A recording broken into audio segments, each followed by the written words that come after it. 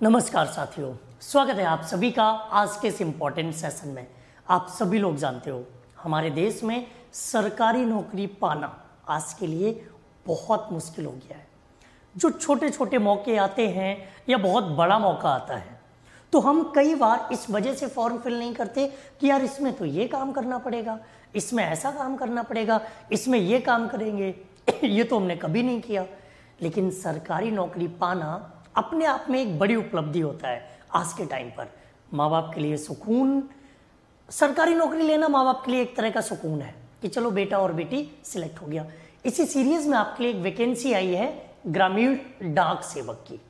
आजकल बहुत ज़्यादा वैकेंसी आ रही है क्योंकि 2024 में चुनाव है और ये 2023 आपके लिए एक ऐसा साल बनने वाला है जहां पर किसी न किसी रूप में आपको सरकारी नौकरी मिल सकती है।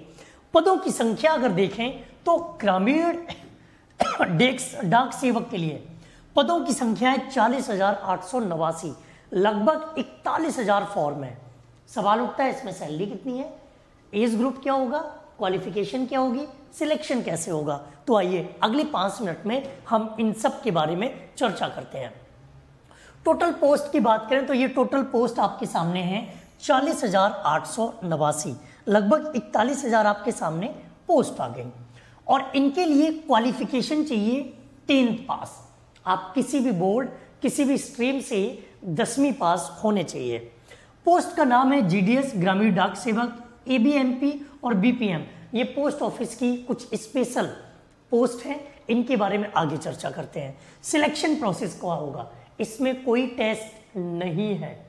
मतलब 2023 की एक ऐसी वैकेंसी जिसमें कोई टेस्ट नहीं है, इसमें मेरिट के बेस पर सिलेक्शन होगा। मान लीजिए कि 10वीं में आपके 90% नंबर हैं तो वो आपके 90% 90 नंबर मेरिट में जुड़ गए। अगर आपके 80% हैं तो आपके वो 80 नंबर जुड़ गए। तो मेरिट बेस्ड है, कोई एग्जाम इसमें नहीं होगा। लास्ट डेट क्या है, 16 फरवरी 2023 ये आपकी लास्ट डेट है फॉर्म भरने की। कब से स्टार्ट होगा अभी डिस्कस करते हैं। ऑफिशियल वेबसाइट है indiapostsgdsonline.gov.in। पहले अगर देखा जाए तो 23 राज्यों में वैकेंसी आई है। इनके एक अलग से वीडियो भी करेंगे, किस राज्य में कितनी वैकेंसी है और पिछली कट ऑफ कितनी रही है, इससे रिलेटेड भी वीडियो करेंगे। इस वेबसाइट पर जाकर के आप फॉर्म अपना फिल कर सकते हो। सारे नोटिफिकेशन की चीजें पढ़ लेना, जो ना समझ में आए वो पूछिएगा। एजुकेशनल क्वालिफिकेशन आपका 10th होना चाहिए। मैथमेटिक्स और इंग्लिश सब्जेक्ट के रूप में होना जरूरी है। अगर आपके 10th में मैथमेटिक्स और इंग्लिश हैं तो आप इस फॉर्म को फिल कर सकते हो। लोकल लैंग्वेज आनी चाहिए और सेकेंडरी लैंग्वेज आती है तो ठीक है। Secondary level as an elective और कंपलसरी सब्जेक्ट, मतलब इंग्लिश सब्जेक्ट में सबके लिए सेकेंडरी लैंग्वेज पूरे इंडिया के लिए इंग्लिश है, तो सब्जेक्ट रूप में इंग्लिश का होना बहुत जरूरी है। अगर आप असम स्टेट के लिए कर रहे हैं तो आपको असम भाषा भी आनी चाहिए 10th में। The knowledge of cycling and computer work is also essential required. Computer की नॉलेज होनी चाहिए, साइकिल चलाना भी आपको आना चाहिए, जो एक कॉमन सी बात है। अब यहाँ से इस स्लाइड से इंपॉर्टेंट बातें ये निकलती हैं, 10वीं पास हो, 10वीं में इंग्लिश का होना जरूरी है और मैथमेटिक्स होना जरूरी है। आपको साइकिल चलाना आना चाहिए और आपको कंप्यूटर की जानकारी भी होनी चाहिए। एज लिमिट की बात करें तो एज ग्रुप आपका 16 फरवरी 2023 को 18 से 40 साल के बीच में होना चाहिए। 18 साल से कम नहीं, 40 से ऊपर, इसमें छूट भी है। SC ST के लिए 5 साल, OBC के लिए 3 साल, PWD के लिए 10 साल, PWD और OBC 13 साल, PWD SC ST 15 साल। भाई साहब हर कोई फॉर्म भर सकता है। 18 से 55 साल के लोग फॉर्म भर सकते हैं इसमें। गजब नौकरी है।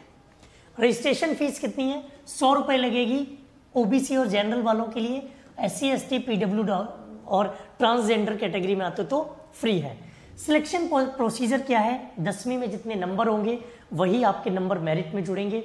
अब यहाँ पर एक चीज इंपॉर्टेंट है, लास्ट ईयर की मेरिट कितनी गई थी और जिले में कितनी वैकेंसीज हैं, किन राज्यों में कितनी वैकेंसीज है, इस पर एक बहुत अच्छा वीडियो करना पड़ेगा।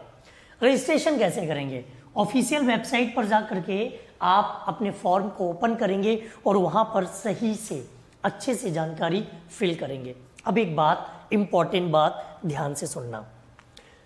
कंपटीशन के इस दौर में अगर आप ये सोचते हो कि आपके सपनों की वैकेंसी आएगी तो हाँ आएगी, लेकिन आपके सपनों की वैकेंसी में आपका पहली बार में ही सिलेक्शन हो जाएगा, ये ना आप पूरी तरह से कह सकते हो और ना मैं आपसे कह सकता हूं। इसलिए कोई भी सरकारी नौकरी आज के समय में बुरी नहीं है। सब में कम से कम सैलरी 18,000 है, कम से कम सैलरी, ज्यादा आप लाखों कमा सकते हो। तो एक बार अगर सरकारी नौकरी मिल जाती है तो फिर आपके लिए आगे का रास्ता तय करना आसान हो जाता है। एक तो कई सारी पोस्ट ऐसी हैं जिनमें कोटा भी मिलता है। कई बार क्या होता है कि सरकारी नौकरी लगने के बाद आपकी आधी टेंशन खत्म हो जाती है कि चलो यार, कुछ ना होने से एक छोटी नौकरी तो है। अभी आपके पास एमटीएस की वैकेंसी है, आपके पास जीडीएस आ गया, आपके पास आईवी की वैकेंसी है, ढेर सारी वैकेंसीज आपके पास है और इन सब में आप फॉर्म भर सकते हो। कभी भी ये मत सोचा करो कि मेरे लायक नहीं है, ये मेरे लायक होगी, वो मेरे लायक होगी। सारी जॉब आपके लायक है, सारी जॉब आपके लिए है। सब में आप फॉर्म फिल कर सकते हो, सब में आप सपने पूरे कर सकते हो, लेकिन उसके लिए आपको एफर्ट करना है और वो एफर्ट आप तभी कर सकते हो जब आप मन से इस बात को सोच लो कि हाँ हमें नौकरी चाहिए।